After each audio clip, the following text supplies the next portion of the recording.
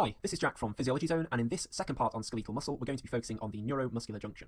So this is all about how the action potential reaches and innervates the muscle and allowing it to contract. Then in the subsequent episode, we're going to concentrate on contraction. So over the next two episodes, we'll cover the excitation-contraction coupling. So firstly, we're going to look at the motor neuron, and then we're going to look at the neuromuscular junction. Okay, so the action potential that allows voluntary muscle contraction begins in the motor cortex of your brain. And just as a side note, reflexes which cause muscle contraction are automatic, and they occur at the level of the spinal cord. So, with voluntary muscle contraction, the action potential is relayed down from the brain through the spinal cord via some nerve fibers called tracts. Then from the spinal cord, the impulse is relayed to the muscle through a motor neuron. The motor neuron is made up of a cell body, which is in the spinal cord, and then an axon.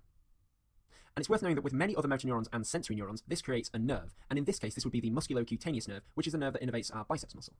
So the action potential flows down the motor neuron axon to the skeletal muscle, and at the level of the muscle fibers, the motor neuron branches extensively into what's called the axon terminals, and from here it innervates our muscles. So now let's look at the part where the motor neuron branches onto the muscle fibers. So on screen is just a zoomed in version of where the axon actually branches onto our muscle fibers. So to illustrate what we're looking at, we have the axon, then we have the muscle fibers, so we've got three of them on screen. Now, it's also worth remembering that all motor neuron axons are wrapped in myelin sheath, which allows saltatory conduction, and we'll cover much more about that in the neurology module, but simply it allows the conduction to happen quickly. So then, as we said, the axon splits into the axon terminals, and you have one axon terminal that goes to one muscle fiber. And at the end of each of these is the synaptic end bulb, or bouton, and each synaptic end bulb attaches to the center of one skeletal muscle fiber. And note that that is important because it allows the whole muscle fiber to receive the action potential and contract almost simultaneously. And remember that the synaptic end bulb is connecting with the cell membrane of the muscle fiber, which is called the sarcolemma, and it's the communication between these two structures that's the site of the most extensively studied synapse called the neuromuscular junction. So now let's take a look at the components of this neuromuscular junction. So at the top we have the neuron's synaptic end bulb, and this contains fluid called cytosol and vesicles which contain acetylcholine. On its borders we also have some calcium channels. Then we have the synaptic cleft, which contains interstitial fluid, and at the bottom we have the muscle fiber's sarcolemma, which is its cell membrane, and note that this is often referred to as the motor end plate. Beneath the sarcolemma we have the cytosol of the muscle fiber, which is called sarcoplasm. So the processes that occur at the neuromuscular junction to create a muscle action potential and then subsequent contraction can be split into 5 parts, and I've tried to simplify these whilst retaining the important points. So firstly you get the action potential, and that runs through the motor neuron, reaching the synaptic end bulb, causing depolarization. That depolarization causes an opening of the calcium channels and an influx of calcium into the synaptic end bulb. This influx of calcium leads to the vesicles fusing and then releasing their contents, which is acetylcholine, into the synaptic cleft, and that is called exocytosis. So the next bit is best thought of in terms of locks and keys. So on the motor end plate, the sarcolemma, there are specialized nicotinic acetylcholine receptors, which are the locks. And then we have the acetylcholine, which are the keys. And when two molecules of acetylcholine bind to the nicotinic acetylcholine receptor, it causes a conformational change in the structure of that receptor. And if you will, it's akin to a key opening the lock. And now that that receptor is unlocked, it opens a little like a door, but it's only selective to sodium and potassium ions. So sodium is the most abundant extracellular cation, whereas potassium is the most abundant intracellular cation. Now, overall, we have a lot more sodium than we do potassium. So sodium, as we said, is extracellular, and it's sitting in that synaptic cleft. And that's because that contains interstitial fluid, which is part of the extracellular component of our body.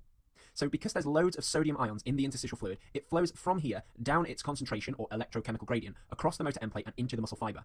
And whilst some potassium does leak out of the channel down its own concentration gradient, the driving force of sodium to come in far outweighs any efflux of potassium. So therefore, the flow of sodium into the muscle fiber causes a change in the membrane potential, so the charge of the outside versus the inside of the muscle fiber. And that change in membrane potential triggers a depolarization that's called the end plate potential within the sarcolemma, or the motor end plate. So the next bit is taking a closer look at how the action potential gets from that sarcolemma depolarization right down to the muscle fiber's center, to the sarcoplasmic reticulum, and causing calcium release. So what we're going to do here is blow up the sarcolemma in terms of size, and then once we take a closer look at that, let's look at where the action potential goes. So it runs down the sarcolemma, and then as we said in the previous tutorial, it goes down through the T-tubules and up here to the triad zone. So this causes a release of calcium from the sarcoplasmic reticulum, but now let's look in more detail at what occurs at the triad zone to allow this to happen. So on screen we have a zoomed version of the myofibril with the T-tubule, terminal cisternae, and the sarcoplasmic reticulum with lots of calcium in it. But we also have these two receptors. Firstly, we have a dihydropyridine receptor on the T-tubule, and this is made up of a tetrad, so meaning 4 L-type calcium channels. We also have a ryanodine receptor, which is on the terminal cisterna, and this is made up of a calcium release channel with 4 foot processes. So when the action potential arrives into the T-tubule, it causes a conformational change in this dihydropyridine receptor, and this creates a mechanical coupling between the 4 L-type calcium channels on the dihydropyridine receptor and the 4 foot processes of the calcium release channel, which is on the ryanodine receptor. This mechanical coupling causes a conformational change in the calcium release channels, and that then allows the release of calcium from the sarcoplasmic reticulum, and then subsequently that moves into the sarcoplasm. So the movement of that calcium into the sarcoplasm activates then troponin C on the tropomyosin-troponin complex, and that leads to muscle contraction, and we're going to look at that in far more detail in the next tutorial. And as an aside, and for interest, although we are stressing the importance of the mechanical coupling to create calcium release from the sarcoplasmic reticulum, there does also exist a process that's known as calcium-induced calcium release, whereby the calcium which has already been released from the sarcoplasmic reticulum can itself activate the ryanodine receptor on the sarcoplasmic reticulum and lead to further calcium release. And in the 1970s, we thought this was the primary reason for skeletal muscle contraction, but now we feel this is more of a contributory process that occurs in skeletal muscle, and it's much more important in actual fact in cardiac muscle, which we'll visit in a later tutorial.